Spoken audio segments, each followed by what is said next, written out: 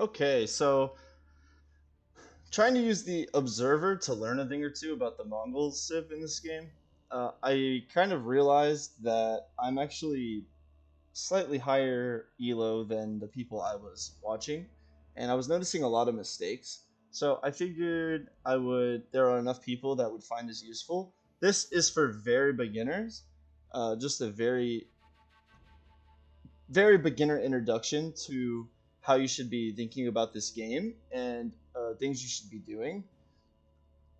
So if you do have experience with Age of Empires or maybe any RTS before, this may not be super helpful to you. But I was noticing enough mistakes from I watched like 6 or 7 different Mongol games on the multiplayer observer feature, and every single one of them had really bad build orders and just had idle TCs, were building things they shouldn't be building, were farming berries instead of sheep. So I wanted to go over a very basic setup for the Mongols just to get you out of Dark Age, get you set up in Feudal Age, and maybe even set up like a basic rush early game. A couple things to get into a couple. I guess I can start it and let it load up. A couple of things to keep in mind before I start the game is TC placement. What? Okay, okay. So one thing you want your TC never idle. So you always want to be producing villagers out of your TC, which is why food is so important in this game early. So you always want enough villagers on food to constantly run your TC. The second thing, specific only to the Mongols, the only civ that can actually pick where their TC is at the start of the game. Now, if you're a TC rusher, this isn't useful for you, but if you are actually trying to set up and boom, and not necessarily boom, but put an economy together and produce vills and play the game like kind of the standard way, the number one thing to look for when thinking about placing your TC is there a gold and a woodline together? That's the first thing. If not, is there a stone and a woodline? And then if not, just is there a woodline at all? So that's the order you want things. No matter what, you always want a woodline because in the case that you need a gur, the spelled GER, if there is a resource outside of your um, far away from your TC, you're going to need to build at least one of these. It's the Mongols resource collecting station thing. So it collects all resources except for stone, because Mongols can't collect stone through any other means other than the Ovu. And it provides upgrades for how fast you can collect resources through your villagers. Um, and it costs 100 wood. So if you ever need to build a gur, you have to have some sort of wood income in order to build that, let's say, out to a gold. Let's say you build your TC just on a wood line.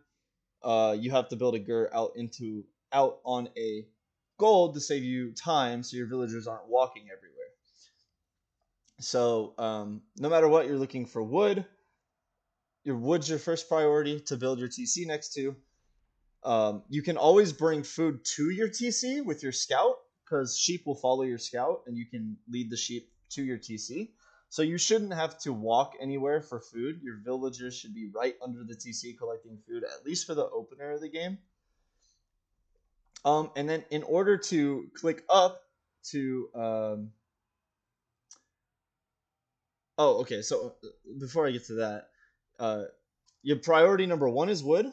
Okay, well, actually, your priority number one is food, but for setting up your TC, your priority number one is wood, and the priority number two is wood and gold. If you can find wood and gold, that's the best. If you just get wood, okay, then you have to worry about how you're going to get your gold. You got to find your gold, and you got to build a gur to collect that gold. Um, to boom or to click up to feudal age, you have to get 400 food and 200 gold, which I believe is the same for every single civ, except for maybe Chinese, because I think Chinese has a different system entirely, but I'm not going to speak to that. I don't know. And then another thing to consider about the Mongols, which is kind of nice, is you don't have to build houses. So early wood is not as important, but you do need at least 100 if you have to build a gur early, which you're not going to have 100 because you have to build the ovu, and the ovu is what produces your stone. So let's hop into the game, see what kind of map we get generated. I'm going to play a different couple of versions. I'm going to probably post two different maps, two different games of me booming, one with a gold and then one gold and a wood line, and then one with just a wood line, and then see how that goes. And then keep in mind my APM isn't great. So anyways, here we see that I have a wood line right here, which is pretty good. Actually, this setup's pretty insane. So I'm just going to collect that, put that there. I'm going to queue these guys to here, TC. I'm going to produce as much as I can. You're going to finish that and go to wood. Oh, I should be scouting too. Forgot I should be scouting. So you want to use your scout to collect wood. Or sorry, to collect sheep. For your TC. Oh, I'm actually playing on revealed. I shouldn't be doing this, but I'm playing on revealed, which is okay. I was kind of trying to get a feel for like how civs spawn on the map. So I was playing on revealed, but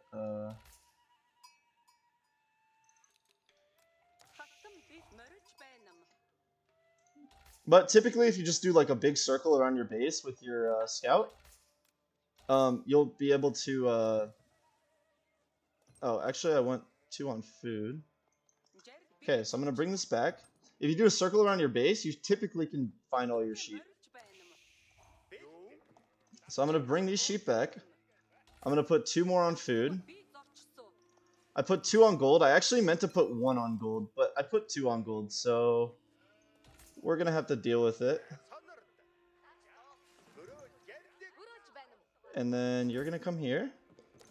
And then the rest are going to go to wood. And then this is going to be our setup until we click up. So I'm going to task these guys to him. Scout can go scout.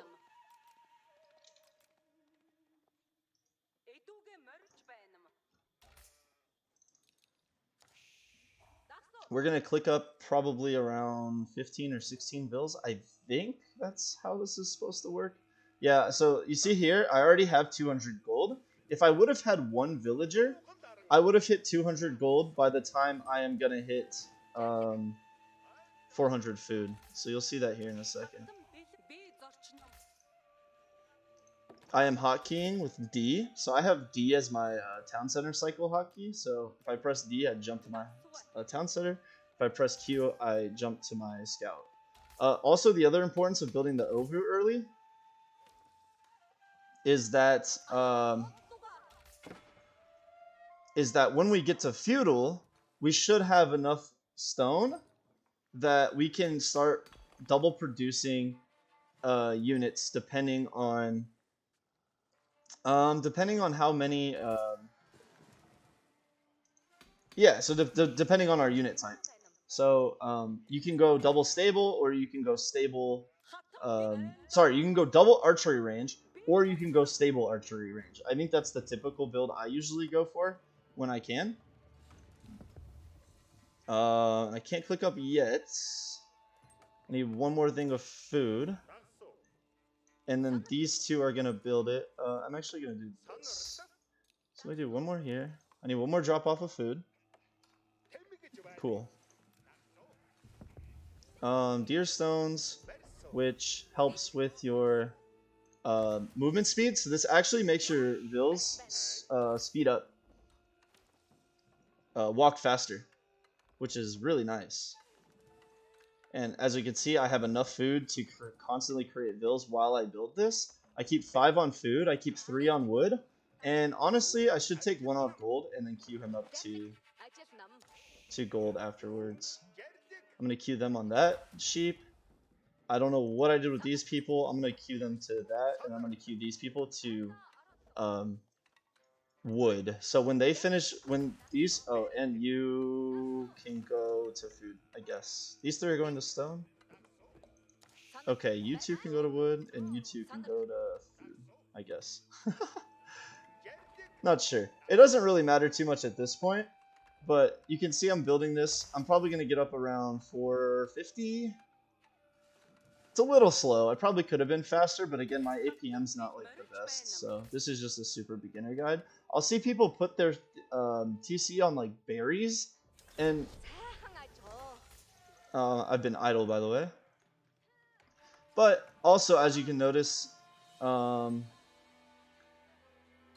with me staying on wood that whole time,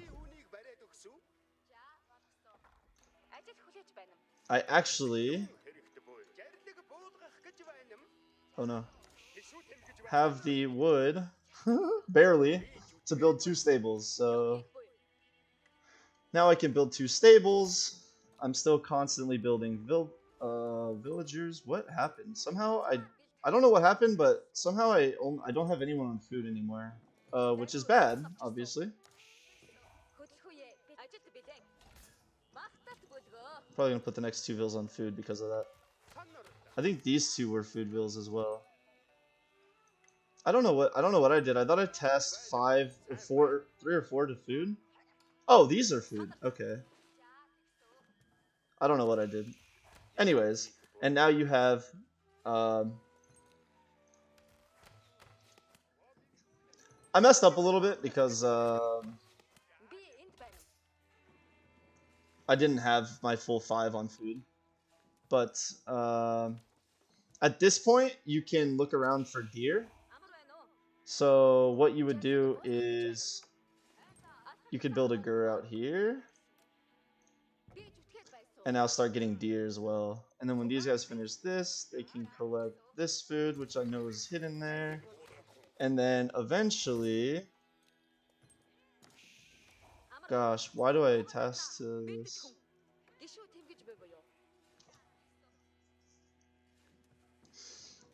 Yeah, so I didn't have enough on food to produce an army right away. If you do this properly, you can actually produce, like, I think you can double produce Mangadai twice if you have enough on food early. And then I'm actually going to send them out here. And then you can also continually produce villagers. But the important part isn't to get the Mangadai out. The important part is to constantly have your TC creating villagers while you are booming. Or while you're creating your landmark. I forgot what it's called in this game, because in AoE 2 it's like you just click up, but yeah. I should be putting things on gold, not wood so much as well. That is another big issue. Although I did want to go to food. So yeah, I messed this up a little bit, but again, I think this will help enough people to where at least you can see my TC is constantly producing villagers. There were a lot of games I saw today where that was not the case. There were a lot of games where they would get berries, they would get wood, they would have their TC idle. So anyways, I think this is good enough. And so I could continuously do this all the way up to Castle Age, just keep creating villagers. Now I'm going to double create some Mangadai. Actually, I'm put on gold still. And then we want food rates to increase as well. So this should be created.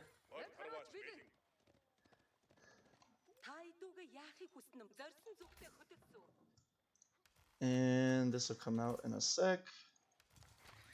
And now I have 6 Mangadai and I'm ready to raid.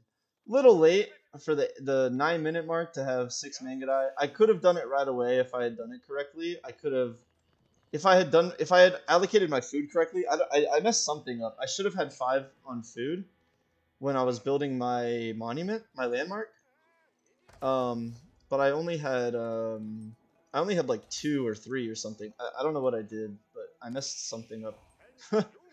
And then, anyways, you can do a double. You should have enough stone if you build the Ovu at the very start of the game. You should have enough stone by the time you get the Feudal. You should have at least 320 is what you need. You should have at least enough stone to create 2 Mangadai. And if you keep uh, at least 1 Vil on the stone, you should have at least 60 by the time your monument's created. And then what you can do is you can 2 times create 2 Mangadai out of your stables if you put your stables next to your Ovu. So that'll give you 4. And then by the time these 2 come out, you can probably create 2 more if you have enough on food. So I messed it up. You can have like 6 Mangadai out by like 6 minutes. So I was like 3 minutes late because I like really messed up my food allocation and wasn't paying attention. But again, I think this will still help some people. So let me go and find a different map, which actually. So what I'm gonna do is it doesn't matter how the map is generated. I'm going to do a suboptimal. If there is another gold and wood line right next to each other, I will purposely do a suboptimal TC placement to show you how you need to allocate for the fact that you have to build a GUR early. So let's do another one. I don't know if there's a better map to do this, but this is fine, probably. So let's try one more time.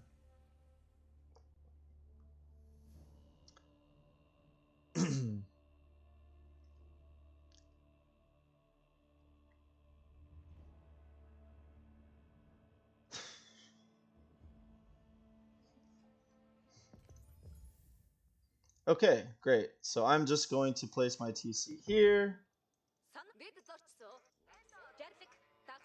Y'all can go there. Ovu can go here. You can scout. You can create Vils. I'm gonna need a couple on wood right away. Because as you see, building my Ovu, which I need because... And actually, maybe I put 2 on...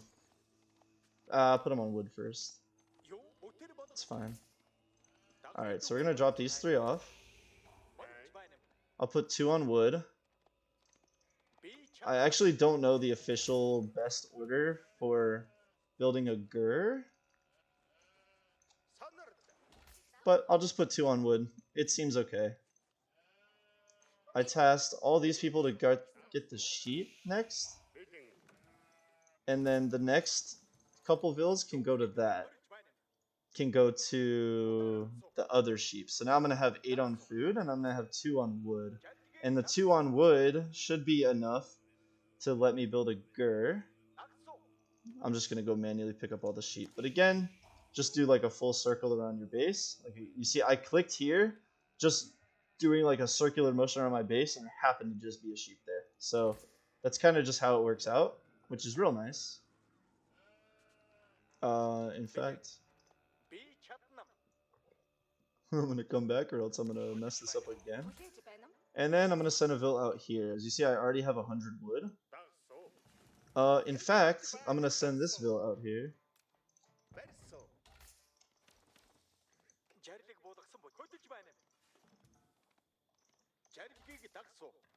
And in this case, because I had to build the GUR, which means I had to waste time on wood at first, and now the rest can come to wood. Because I had to waste time on wood initially to get wood for a GUR to come out to my gold, I'm going to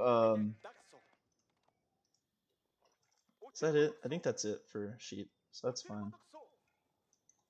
Task you to him, task you to him.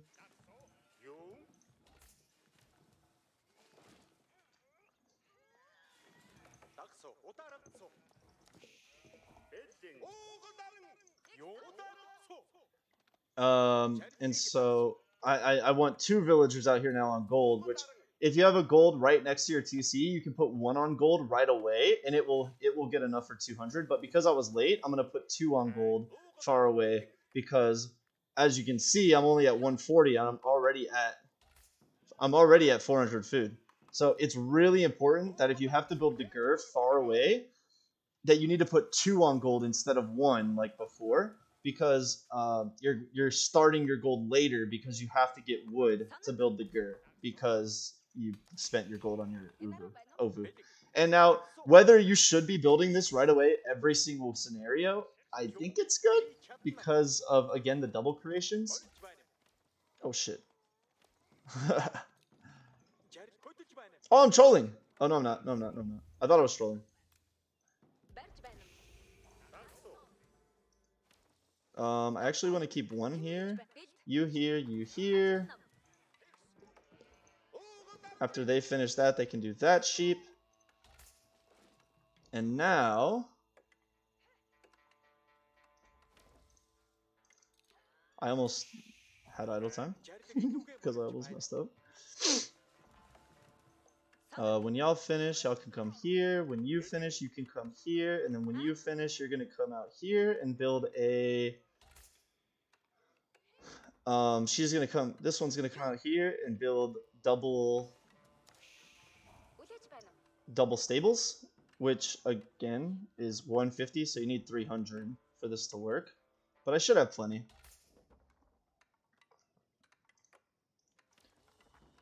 I think I'm actually going to put a couple on food here. I think I might be short again for the double Mangadai. Oh, please. Why didn't that work? I hate the hitboxes in this game. They're so bad.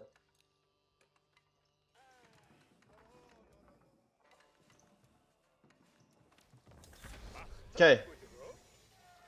What is that pathing? Okay, come here. We just have enough wood. In fact, I should be building these separately. So how building works is, I think it's like a logarithmic function for how long it takes to oh gosh, I need a deer.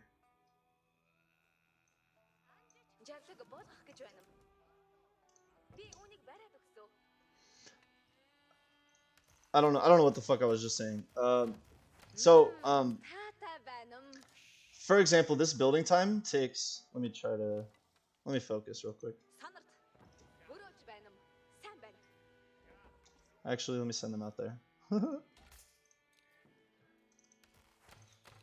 Okay, and I did it correctly. There we go.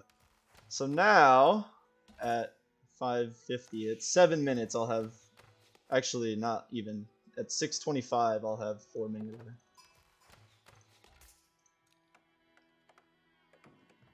And then I should actually be sending a bunch to stone. I should be taking a bunch off of wood now and moving them to stone. Or to gold, sorry.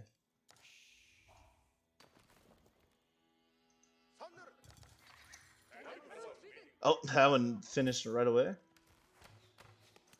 Oh, I can actually do a second double build. So, by 7 minutes. Last time I had it by 9 minutes. This time it's by 7 with an even worse setup. Just because I literally just messed up last time. So,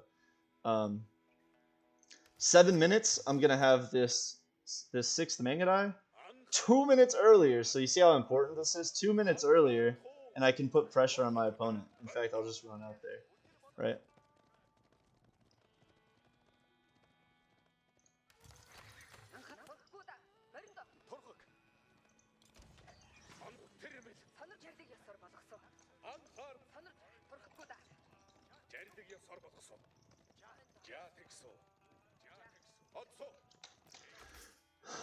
So now I'm not worried about my idle time anymore. So, the reason why it's important to have a few vills on wood while you're building this stone is because, again, the archer range is 150. So you want to keep that in mind. Double producing Mangadai is actually 30 gold. I don't know if this is a bug or not. I feel like it should be the same amount of gold. You see for all these other units, 80-40, 120-120, 80-40, 120-120, 30-50, 30-50. The stats don't change, or like the costs don't change, for the stone production, the stone double production, but for Mangudai, for some reason, it's 100 more food and it's 10 less gold. So just something to keep in mind. You need in order to do the double Mangudai production that I just did, you need to have 260 food and you need to have 60 gold. If you build your Ovu right away, which is why I think it's important, you will have enough stone to double produce multiple Mangudai. So that's pretty much it. The standard build. That's why it's important to get sheep under your TC, not take berries. The only real difficulty you have to think about, at least at first, at very beginning stages, is where to place your TC. And then if that TC is next to a gold, you're good. Or sorry, a gold and a tree line, you're good. If you're only next to a tree line, you have to go out to a gold. You have to think about, okay, I need to put a couple vills to start on wood, so I can build a gur and out to my gold and get gold. Because you're not gonna walk all the way out here. If you walk all the way out to your gold, it's a really big problem, and it's actually gonna take like way longer to get all the gold. In fact, if you were to walk out to your gold, you probably have to put 3, if not 4, villagers on gold, which really screws things up. And yeah, and then I guess one other thing I'll note is when your sheep are gone, don't go to berries still. If you can help it, find a deer.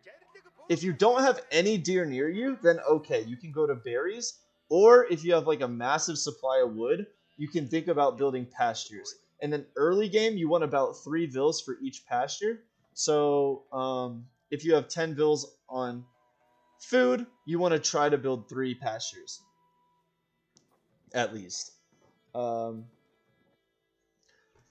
and that's about it. Hopefully that helps a couple people. I'll probably also do a compilation of. I'll do like a part 2 of the observers, doing some multiplayer observing and showing you how Mongol players are playing Mongols incorrectly, and they're just new players. They're like, oh, they just clicked the civ and we're like, okay, I'm just gonna play it. So it's not a diss to anyone actually playing it incorrectly. They're just new to the game. Maybe they're just completely new to RTS or Age of Empires, and they just don't have they don't know the exact order of doing things. So maybe I'll go through and specifically point out some of those mistakes if that's requested. I think it might be really helpful.